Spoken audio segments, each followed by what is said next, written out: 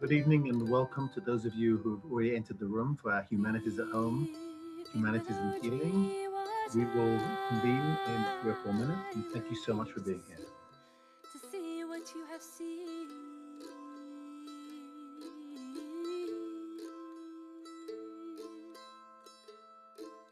in all of your years.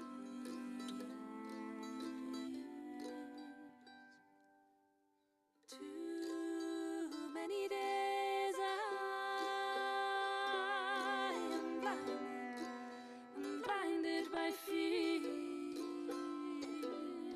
praying for tears to wash out my eyes.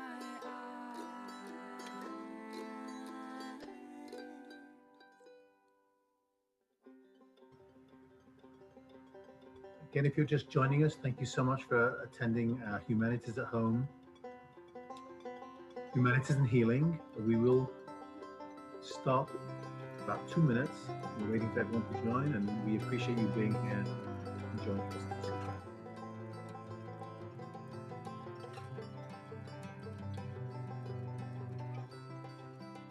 Wash out my eyes, look to the sky, your branches sway. Wash out my eyes, look to the sky. What more did I want in my days?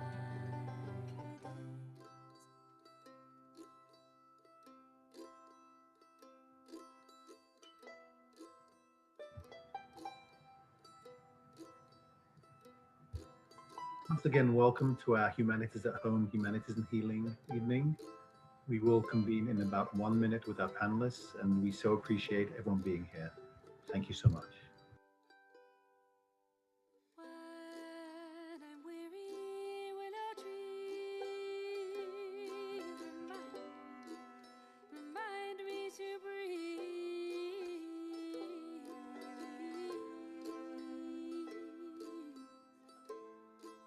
to smile the art life to the rain, then the weight that was too much. Good evening and welcome to our Humanities at Home, Humanities and Healing event. We're so delighted you joined us. It is a difficult subject matter tonight, but we thought it was very important to have this and look at the arts and humanities and how we can heal through art and through humanities. And we have some wonderful speakers tonight. I'd first like to introduce Dr. Jennifer Ho, who is going to proceed with a conversation about the land we're sitting on here at the University of Colorado. Jennifer, thank you so much for helping with this. Thank you, Robert, and thank you for everyone who's in attendance. I do want to begin with a land acknowledgement. Our speakers are all in Colorado, which are the traditional territories of the Arapaho, Cheyenne, and Ute nations. And the reason for us to do a land acknowledgement is that if we're going to be talking about some very hard subjects, we have to also really note that we are on land that belong to the indigenous people of this region. The other hard thing I want to share is the COVID death count in the United States, which as of today, 582,000 people, so over 500,000 people have died from COVID-19. And I know that's a very sobering statistic, but we are going to be talking about some hard things today. And I think that I wanted to say this number to all of us because we are living in the trauma of a global pandemic. And some of us may have lost people very close to us. And even if we haven't, the figure of 582,000 people dying in the United States and 3 million globally is something that we have to reckon with. And I think arts and humanities allow us to find ways to heal and mourn and grieve.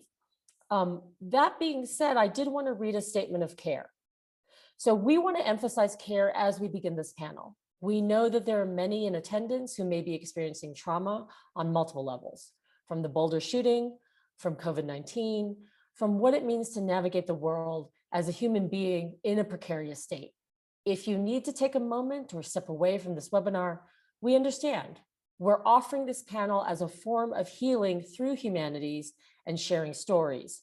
But we also recognize that what may be healing for one is hurtful to someone else. We offer the statement of care to recognize that we can't know what hurts or heals. We are grateful for you to be present with us in whatever way you can. And with that, I'm going to leave it to Robert. Jennifer, thank you so much, and thanks for that kindness and sensitivity to the situation. We have three wonderful speakers tonight who I will briefly introduce, but also we have the good fortune to have their information. You will see in the chat, their bios are actually on our website at the University of Colorado, so feel free to learn more about our great speakers tonight. I'd like to start, if I may, with Ben Barron, who is a PhD student in geography. He studies Colorado State Wildland Inmate Fire Team. They're called SWIFT, a program that trains and deploys incarcerated men as wildland firefighters. Ben has a BA from Princeton University and MPhil in geography from Oxford University, and he was born and raised in Boulder, Colorado. But if you want to learn more about, Kat will kindly put Ben's webpage, university webpage on the chat. Dr. Dyonne Bergeron is the Assistant Vice Chancellor for Inclusion and Student Achievement at the University of Colorado Boulder. Dr. Bergeron serves on the Office of Diversity, Equity, Community and Engagement Leadership Team and helps with a wide range of campus matters relating to policies, initiatives and strategies that promote diversity, equity and inclusion. Again, she clearly does much, much more, has a doctorate from the University of South Florida in educational leadership with an emphasis in college leadership. But please feel free to read more about Dr. Dyonne Bergeron on her page at the University of Colorado. We're also joined, fortunately, by Erika Randall, who is a professor, teacher, dancer, choreographer, filmmaker, and chair of CU's Boulder Department of Theater and Dance. I could speak for a long time about our kind friend, Erika Randall, but suffice it to say that she's extremely talented, does a lot of choreography, has worked on the Shakespeare Festival for many, many years, and 2017, 18, and 19, of course, there wasn't the Shakespeare Festival, and she's delighted to be back in body with the Colorado Shakespeare Festival for the upcoming 2021 season. Again, there will be more details regarding our panelists on the website. I think that Kat kindly put those up. So I believe that we are starting with Ben this evening. And Ben, if you don't mind unmuting and talking a little bit about your feelings about violence, gun violence. You were kind enough to write an article and an op-ed in the Boulder Weekly, and I'm sure that you have some extremely cogent thoughts on the matters.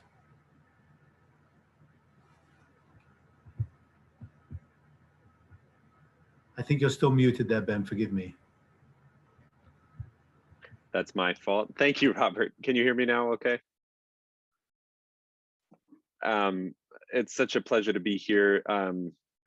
I hope I'm coming through okay. My Wi-Fi connection is a little iffy. Good. My name is Ben. I was born and raised in Boulder, Colorado, and it's the only home I've ever known. I consider it home. My parents are there. I did move away for a few years for college and a graduate degree, but came back. And so when the events at the Table Mesa King Supers transpired, it very much felt like a wound ripped in that home place. And I'm sure everyone who experienced it from wherever with any connection to Boulder or to similar events felt similarly. There is a wound there.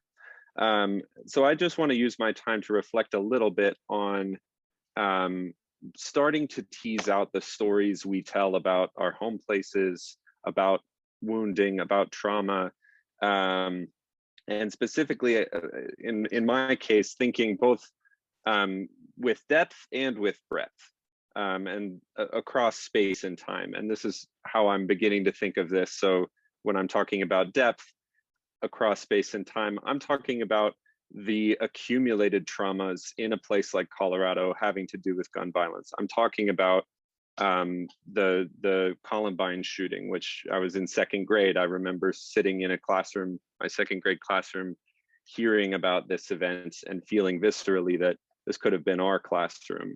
I'm talking about the Aurora movie theater shooting And knowing that my younger brother had plans to attend that film screening in that theater, and not knowing until well into the next day that he was all right. Traumas like that pile onto each other.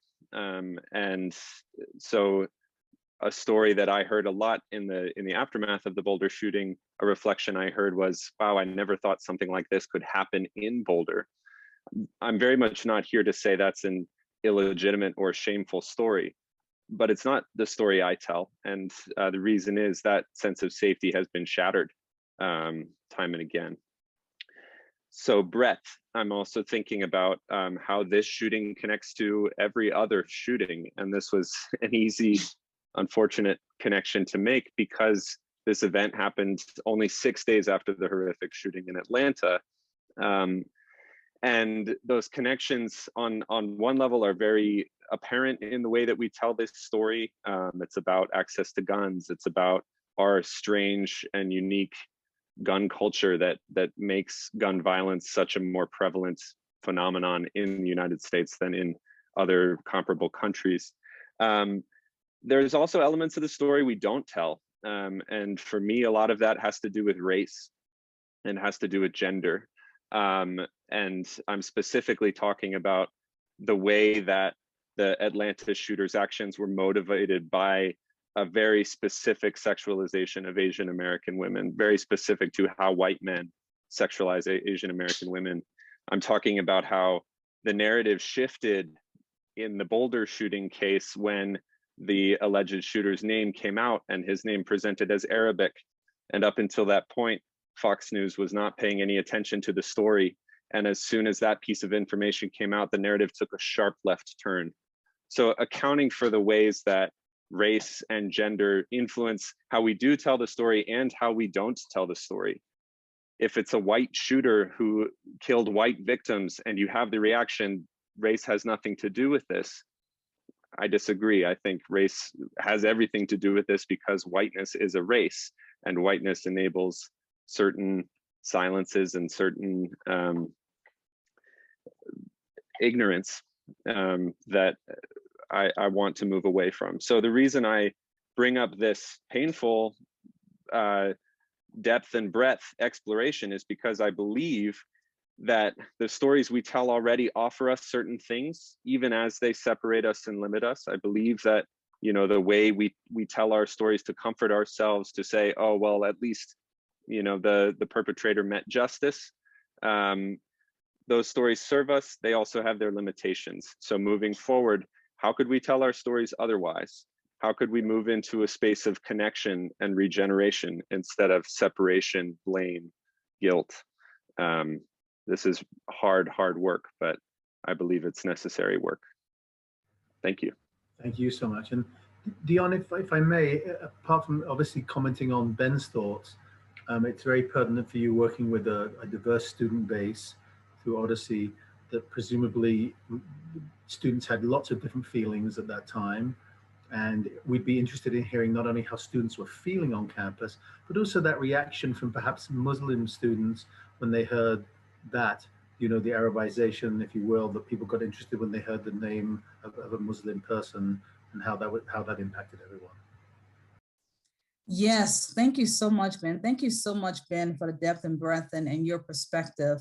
So humbled by hearing your story and the stories of so many students and faculty and staff as well.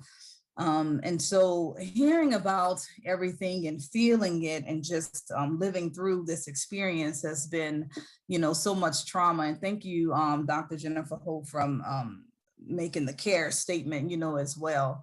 And so humbled just to be here speaking on it and feeling it with the, you know, community and trying to heal through it, you know, myself. And the students have really been a couple of complex, you know, feelings, the feelings of fear, the feelings of trying to heal through all of the other trauma, you know, through COVID, because there's so many intersections, you know, in the Muslim community.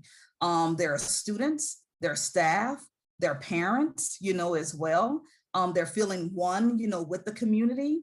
Some of them are Boulder natives, you know, as well, a part of the community. And they're feeling like, you know, they're Americans, you know, as well. And they are patriots, you know, of the community. So all of those intersections are like, okay, so what are they seeing me as now? Or individuals are gonna fear me as they're fearing just actually just trying to be. So all of that, just thinking of if that were you and feeling that and embodying that, but still trying to get an education and be, and being supportive of your family and your religion, you know, at the same time. So trying to be validated at the same time in this space, and trying to figure out, can I reach out for help at the same time?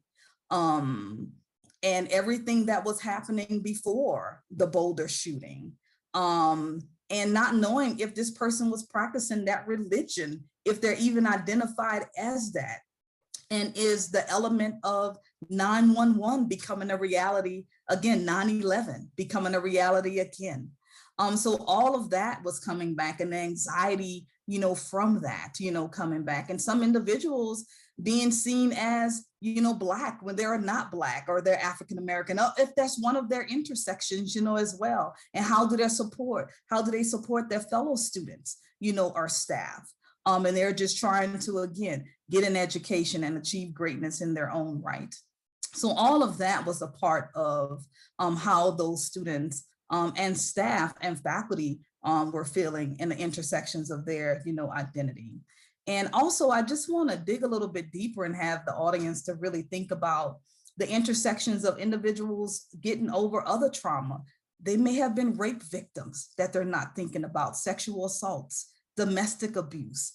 All of this trauma is actually surfaced, you know, at that time, is triggering all of those elements of what else has happened in these individuals, you know, lives outside of being a member of the Muslim, you know, community, and other things that may have been going on with those individuals. And then other students trying to support, you know, students, and individuals that just may be misguided and not understood for political, you know, beliefs, you know, as well, and microaggressed for other reasons. And again, not trying to victimize anybody, but just trying to validate and help these individuals to be seen and understood, again, while just trying to be and live in their own greatness, and just trying to walk about the world, and just trying to be somebody and be healthy in this COVID environment, while the global pandemic continuing to persist. So that's just a little bit. I don't want to take up too much time in answering the question, but I just want everybody to just feel and live in that moment. And it just doesn't go away overnight. You live in that embodiment of that trauma. Dianne, thank you. And we'll have more questions as we move along, but we'll go to Erika briefly. Erika obviously comments on what other people have been doing, and you're a very kind person, a very compassionate person, and also you live your life with movement, with sort of the somatic life, if you will, and how can we heal? How do you think that the performing arts that you're involved in, and other performing arts and arts in general, can help us heal from these very disturbing situations? Thanks, Robert, and everyone, and Dianne and Ben. I said yes to doing this because I want to be in the same rooms with humans like you, and in particular, you two. I'm really grateful. I'm sitting in a chair where when I look out the window, I can almost see King Soopers. So my body can really feel the closeness.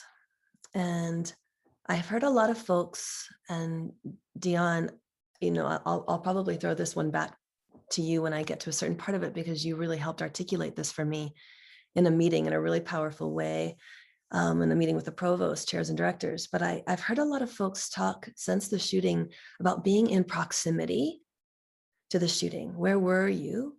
I live a mile away. It's my store. I was there yesterday. I go there every day. I send my kids to get ice cream. I was at the intersection. I heard sirens. All of this proximity of bodies, where we really place ourselves in the story, in the store, in the bodies of those who were lost, and the bodies of those who escaped.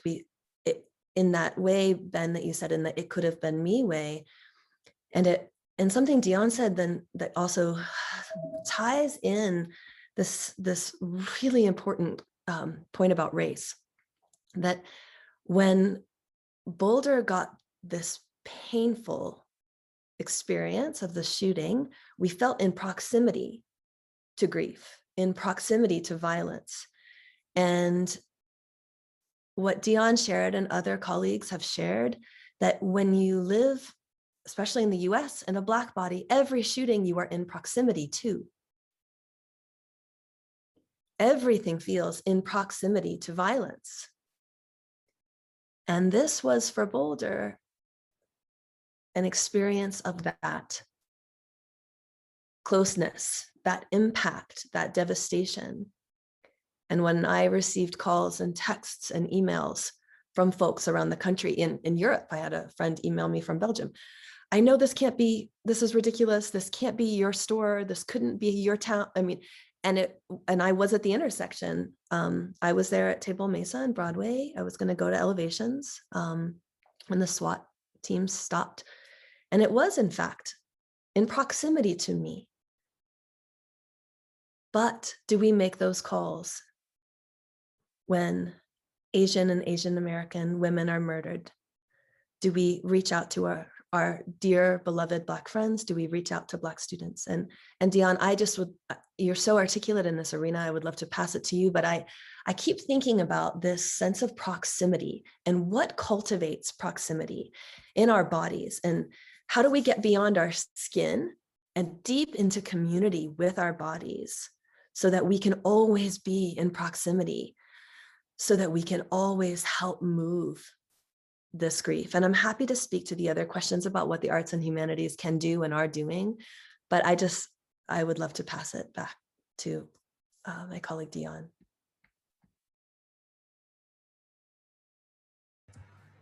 Yeah, that's a really, is that okay, Robert? Absolutely, please. Yeah, that's a really deep one. I think that, growing up in New Orleans, with humble beginnings, and it's all about community, always helping, the next person. When one person hurts, you hurt. And is always helping that next person. When the one person is hungry, you're hungry.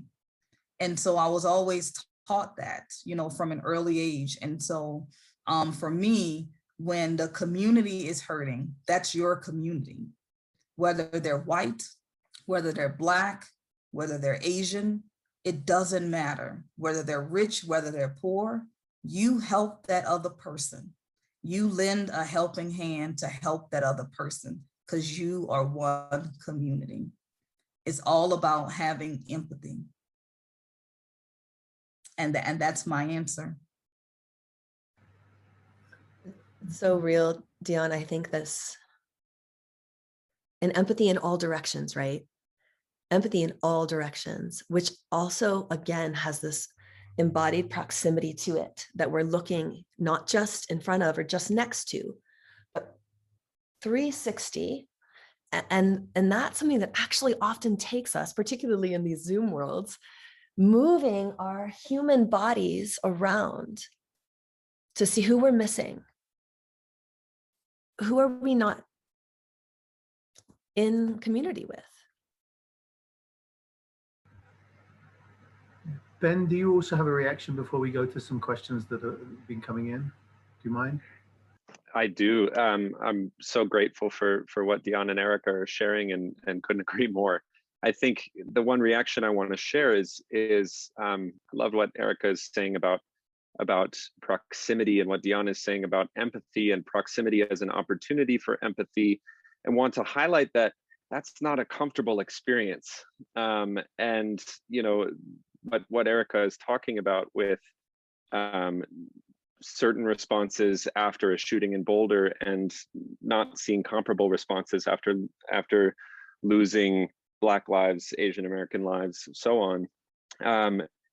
Interrogating, how safety and security have been racialized as white, how gendered as masculine, how not everybody experiences those things in the same way, and recognizing these moments of pain and these moments of proximity.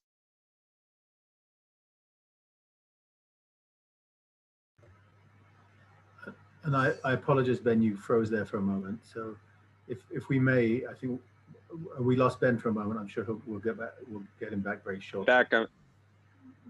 Darn Don't worry at all. When you get back, we'll reincorporate you at your convenience. So please do not worry. Feel free to also to send questions into the chat. I don't know how many we'll have time for, because people did send in some questions in the interim. And if I may, if it's okay to start with a question for all of you when Ben returns as well. What kind, and forgive me for reading from my phone because I put these on my phone. What kind of healing do you think humanities and arts can offer us for the Boulder shooting, but also in terms of other traumas we've been experiencing this past year? Global pandemic, COVID-19, deaths, loss of job, financial security, anti-Black, anti-Asian racism, anti-Black racism. Love to hear your opinions on how one, if you can start to heal from such things, if it's even imaginable. Do you want to go, Dianna, or do you want me to jump on that? Okay. I feel really fortunate that we have such a rich, this wealth of incredible humans on our campus who have a desire and who have tools to bring communities together to do healing work, and that the arts, I just believe it. I see it in our students even over Zoom. The students, the desire to be moving and sweating. I always say you got to get the salt out somehow. And so if you're not crying, you're sweating, like, how do we get in this together? We've had Zoom events that were co-hosted by colleagues Selenius J. Wilkins and Anya Cloud Radical Reimagining series that we've done all year. And we've had guests coming from around the country. And a huge part of it is, you know, you gotta just like, you gotta move, you gotta like feel what is happening, and you have to shift. And we have to actually, even in the Zoom space, which some people forget is possible, like it's actually a thing that you can move from. And you can't have these impossible conversations in these impossible times without getting into your body. Sometimes it's just having a dance party, is like healing on a base level, where students have said they have felt the criticality of being in a vibratory space together, moving energy, just moving energy, whether it's after whatever violence it has been after or whatever loss. I know Jennifer McDuffie, who I'm just a huge fan of her and her house. They're looking to try to bring together through wellness and student engagement, some visual art celebrations, whether they're murals, and the Leadership Institute shared some of these ideas just of doing something to commemorate, to celebrate, to come together. How do we, and not just forget, like, what are the things, like at King Soopers, I drive past about at least 6 times a day, the memorial wall that's been constructed.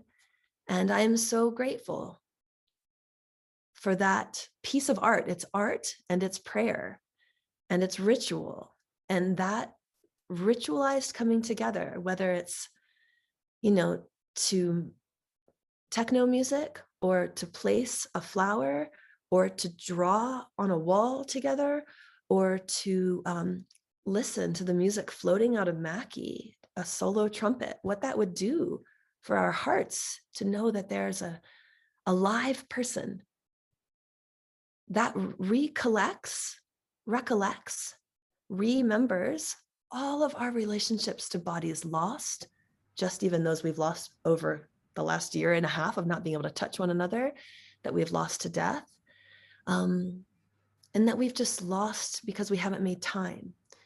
So I think that the arts and the humanities, and I've just been speaking specifically to the arts, they all have these incredible capacities for reminding us of our own bodies and our need to connect to those of others. So nothing specific planned necessarily yet, but so much cooking, so many conversations that have happened in the theater there's titles, there's shows and dance, there are guest artists and performances, but I think it's more than just the show, right? It's about the prayer, the ritual, the community coming together. Thank you. And I think that I don't know if I'm correct in saying this, but some people will also find healing by some action. And Ben, first of all, actually, as we talk about the arts, that's very well worth noting that Ben kindly, we started out the event with Ben's music. So thank you so much for another level of creativity. And I'm sure that helps you feel better. I would imagine that helps you feel much better. But if I can ask about action a little bit, if I may, and we can return to the healing through humanities, and Jennifer, I'm sure we'll talk to that too. Ben, you noted that this was yet another mass shooting in Colorado's most recent history, and this doesn't happen in other countries. So what kind of actions, through events, statewide, university-wide, nationwide, is possible? How do we stop this violence repeating, both to Ben and to Dyonne? And Dyonne, there's other violence sadly in marginalized communities at a very high level, and in all communities. But what do we do from a grassroots perspective, or even on a larger scale, to perhaps not only improve things, but to change things and help us heal in that way? And Dyonne, do you mind starting this time, and then we'll go to Ben?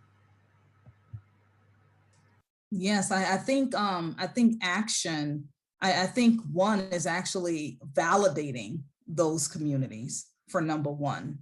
Oftentimes we ignore marginalized communities and don't give those communities a voice, and make excuses about those communities from a deficit model instead of an asset-based models, and don't use anti-oppressive frameworks for the communities. And I think in higher ed, we can do so much more to uplift those communities and appreciate those communities.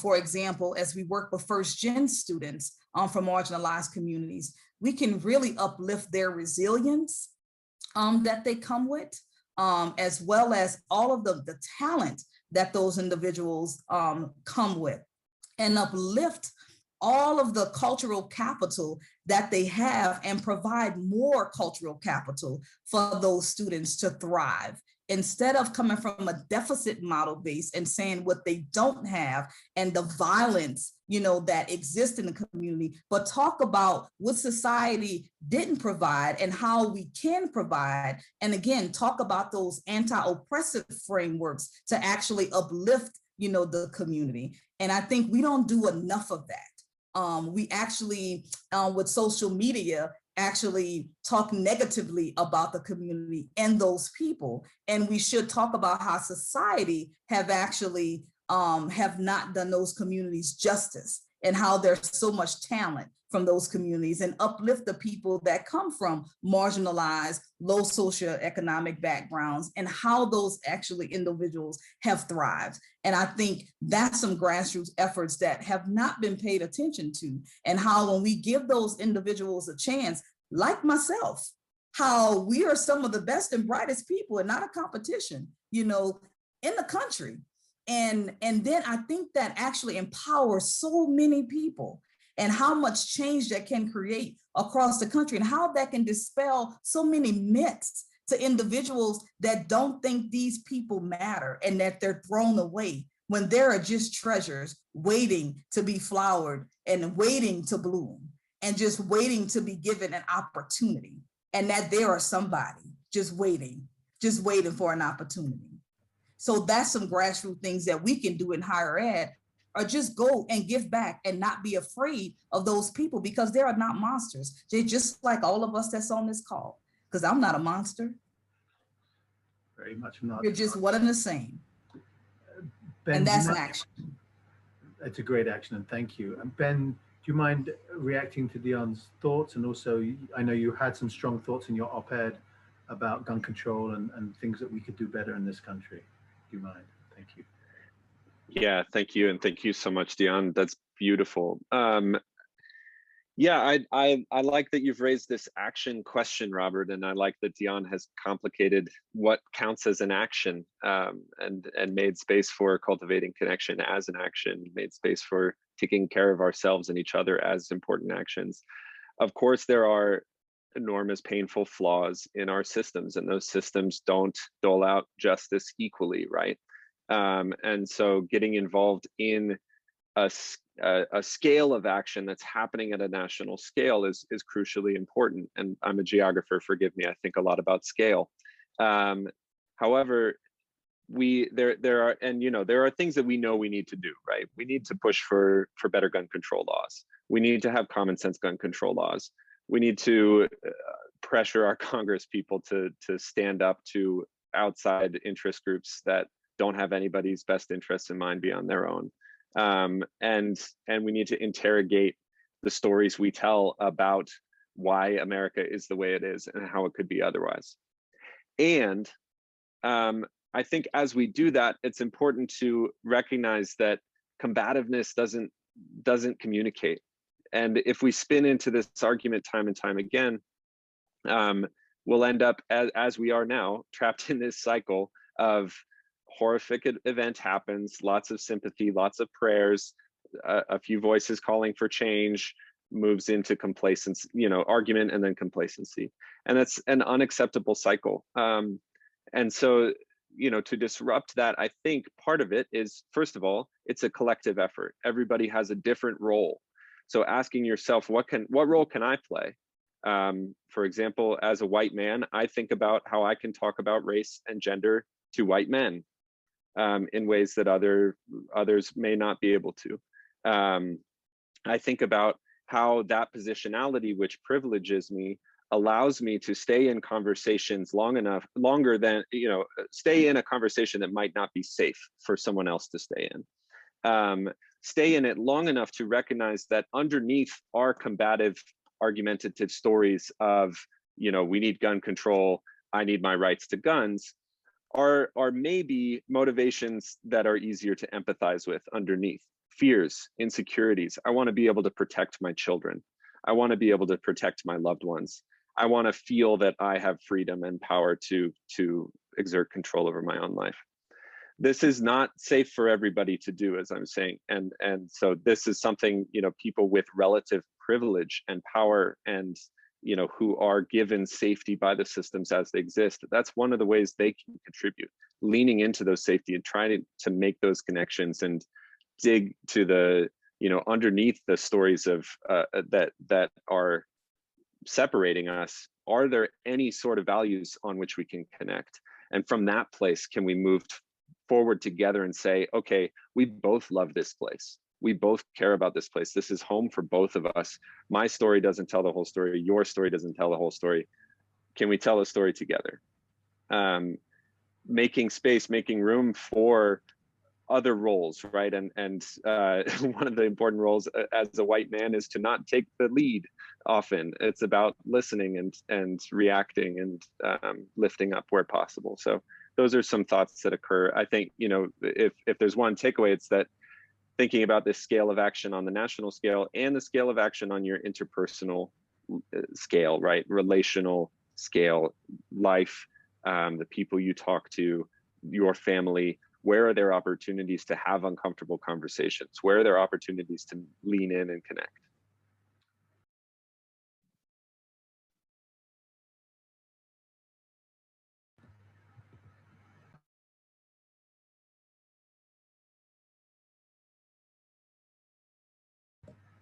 There you go. Let me unmute. Sorry. Too many clicks. Erika, if I may, during this, during a time of protest in the 60s, it was very clear that the Dylans of the world and other songwriters and Woody Guthrie protest songs sort of drove us along the way to some change. And that's always happened through the arts and through music and through movement and healing. And do you think, or how do you think that theater and dance, other performance, pieces that people might write or through art, how can we make these changes in a very different way, through the humanities, through the arts, perhaps through performance and shows, to show people that we really need to change things and get that into people's consciousness? Yeah, it's often said that the arts are the megaphone for the moment, but I think we're also the agents to activate and move, not just reflect, comment on. I think about the work of Alvin Ailey in the 60s, and Alvin Ailey, who at a time when he should maybe not have been doing what he was doing what he was doing. And he was putting forth Black voices, and he was putting forth, even though he put his queerness aside, he was still speaking from a queer Black body. And his company is still the most seen company. And he's called it's the American Dance Theater. He put American Dance Theater in the name of the company as a way to activate change, not just to put up work, but to say, this is America, this story, the Southern story, the Black story, the Baptist story. And in a lot of ways, use the Christian aspect of his story to kind of make room for some of the homosexuality to come forward, so that there could be really powerful partnering between men within a safe space of a different context, but still pushing the edges. I think about the work of Bill T. Jones, another prominent Black male choreographer, when he made Still Here in the 90s, which was a work about the AIDS epidemic. And so many Black and Latinx and white male bodies, in particular women as well, that we lost in dance to the AIDS crisis. And works like Still Here pushed at the forefront, demanding action. They were they were both art and revolt. Today's Martha Graham's birthday, so I can't not mention our girl Martha, who I can give her trouble all day, but I love her. What she did for women's bodies and making ugly in, what it meant to be able to just tell a story from a woman's perspective. I mean, the fact that when we're talking about Night Journey, everybody's talking about Oedipus, but no, this is Yocasta's myth. And just telling the story from a new direction, giving new spaces for voice. We just had a play, Appropriate, directed by Cecilia Pung. It was an incredible play that the theater and dance program did over Zoom. And it is written by a Black playwright, but it's the story of complex racist unrest within a family. And these mirrors that can be held up by art that can make us feel uncomfortable. And that discomfort is where the hard work begins, right? The moment we not just inspired, like, oh, I love this folk song, but the song that makes you want to march. Like, that's the real deal, right? The song that makes you want to take action, the play that makes you furious. We had students from one of our graduate led theater classes. They put together a kind of a story play about the pandemic, but touched also on the grief and loss after the King Soopers shootings. And you have to make from this grief. There's so many great works, not great necessarily in that canonic, like famous work. I mean, I could go on all day about the work that's invisibilized and how that is even some of the greater work. But it's really about, for me, what gets me excited is that when you go to a show and when you watch Revelations and you see Sinner Man, Ailey's brilliant piece, and you see the capacity of bodies. It's like you said, Dyonne, these folks might look different from me as a white person, but the power, the possibility, the humanity, you can't deny it. It's like, here we are. There's all this alchemy that happens, and all the white people are on their feet screaming. And I always say that you can't always walk in someone's shoes, but if you can dance in them, you can feel that, right? You can feel that. You can feel the two. If we can get into that, then we're swinging, and then there's change, and that makes some possibility. And I don't mean to be light about it. I think it's real. The movements. You feel me, Dyonne? You go. I could keep, now I get excited, but you go. Yeah, Dyonne, feel free to continue with that thought. Yes, I'm sitting in it. I want it to, for me, I'm a feeler, I'm an empath. I want people to sit in what Erika just said, just sit in it, for me, because I think in society, we get caught up in the intellectual pieces, and we make it hard. it's not that hard. And again, I'm from New Orleans, so for me, it's about the community piece, because we can intellectualize things all day and we can get caught up in the policy. But if you don't understand the humanity piece behind the policy, you don't get the policy. You can't push the policy if you lack the humanity. And Dianne, do you mind continuing to talk a little bit about, unfortunately, a lot of your life is involved in otherness, if you will, and so one of the questions that someone sent, and Jennifer Ho also echoed this, sometimes trauma brings people together, it unites us. So do you mind talking a little bit about the Boulder shooting and what it's revealed about working in the Boulder County community or the Boulder community and being perhaps even more part of the CU community? And is it, in a sense, obviously nothing, very little good can come out of this normally, but that otherness, has that impacted that perhaps that we're all feeling this together? Is there any good that can come out of this in that regard? Yeah, if I can say this, how I'm understanding your question is, I think there's always something good that comes out of trauma. I know it doesn't feel good, but you know how they say through trials and tribulations, there's always, in order to bring a relationship together, when you go through the rough patches, that's how you know, are we actually strong as we thought we were? So through the impact of trauma is how you heal. You can heal and be healthier, or you can heal and actually heal in an unhealthy way. So as time moves on, we will see if we are actually putting the pieces together and being more whole, or if we putting the pieces together and we're actually not so together. And what I mean by that, as we are impacted as a community with the global pandemic and everything that's going on, are we having those, as Ben talked about and as Erika talked about, those tough conversations? And I like what someone just said. MLK once said, pain always leaves a gift. So what are we gonna do with that gift? Are we gonna be the gift that keeps on giving and learn? Because a lot of some individuals said, wow, now people are feeling what I'm feeling. So can we actually, I don't want anyone to feel that pain, but can we connect in that pain and understand how can we heal in that now that we have a connection? Not a positive connection, but a connection that helps to connect us to heal and become one and not want to feel that again, because all of us didn't understand what that felt like, if that makes sense.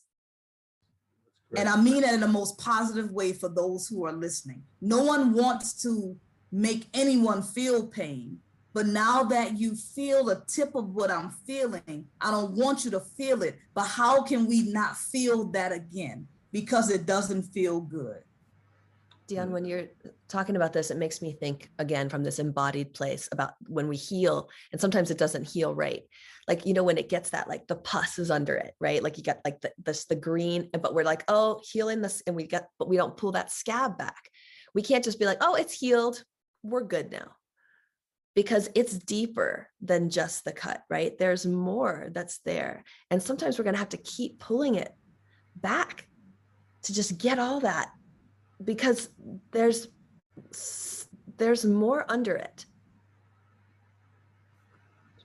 Absolutely. And if I may, I think remembering that the first instinct when you touch a hot stove is you pull your hand back, you feel pain, you want to get out of there, you want to get away from there. You get a cut, you want to put a Band-Aid on it, and resisting that, thinking about, as I flee back to safety instinctually, is my safety inclusive?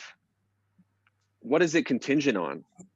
Who else gets to feel this safety, right? Is my safety contingent on policing, on a militarized police that can respond with guns and ammunition and force?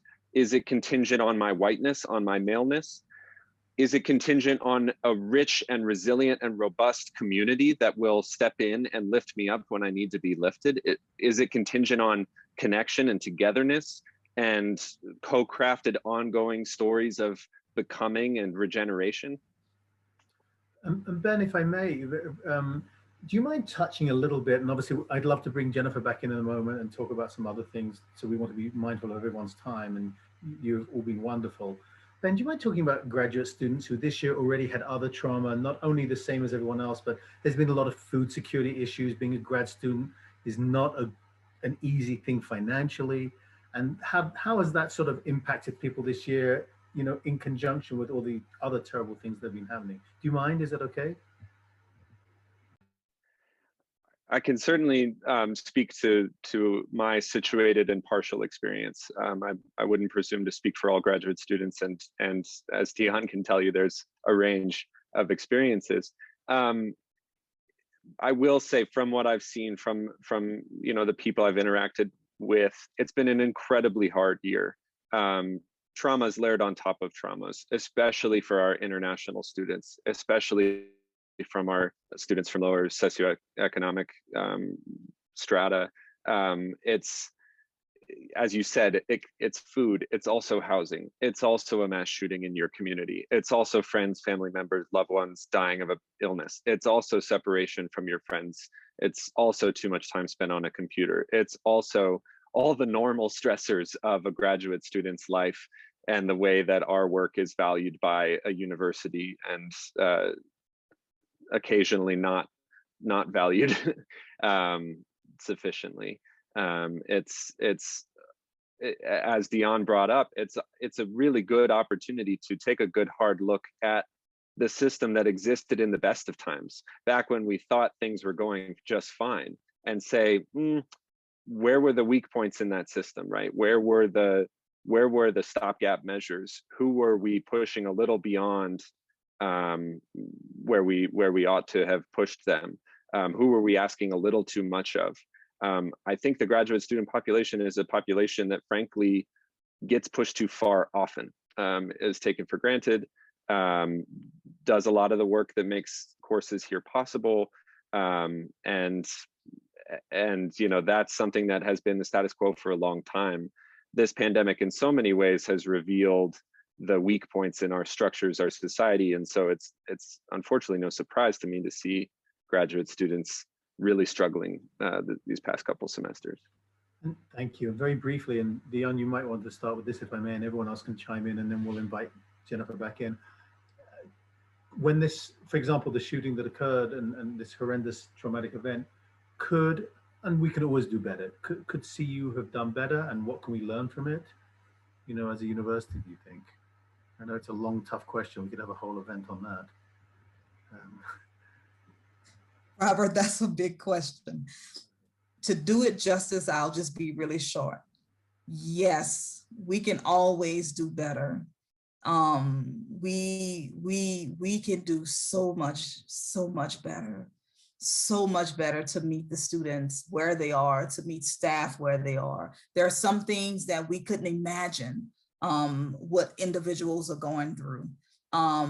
And we have to actually be a community before some things were happening to meet people where they are. And we can't force people to be vulnerable and to be open, where there are fears and not knowing if they be open, how would they be treated if they are open. There are individuals that's dealing with mental illness that we didn't know about. There's faculty and staff that's dealing with food insecurity that we didn't know about, that are exposed, you know, as of now. And they don't know how, they didn't know how we would treat them after this. There are individuals that are being abused physically and mentally, that are from a high and low socioeconomic status, from different ethnicities, that individuals don't want others to know about, that are exposed and have to come back, you know, to campus, and that want to be saved, and this was their safe place. And individuals think others know about it and they don't know about it, but the fact that the perception is their reality is something. Individuals are dealing with a lot. As Ben talked about, graduate students are dealing with a lot. There are so many realities that we are not dealing with, that we are forced to have to deal with, or it's gonna deal with us. So the question is no. I mean, the answer to your response is no. We're not caring for people that we need to care for. And I am hurting deeply because we're not doing that. and we have to care for these people. And it's not just about academic success. It's about mental success. It's about heart success. The emotional and social intelligence is just as important as intellectual intelligence because it all comes together.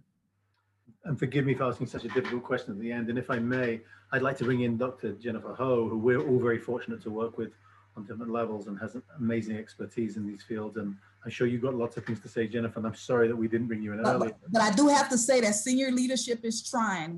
They're doing their best to work it out, and they're asking the best questions to make it work. But we have to do more. Kudos to the chancellor. Yeah, well, and thank you for being so honest about that too. That's wonderful.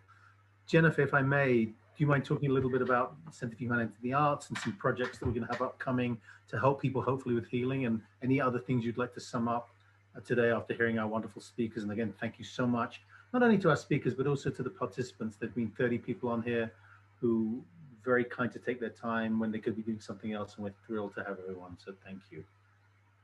Yeah, I'm really happy to give some closing remarks, but Erika, I think you had your hand up. Do you want to say something? Forgive me.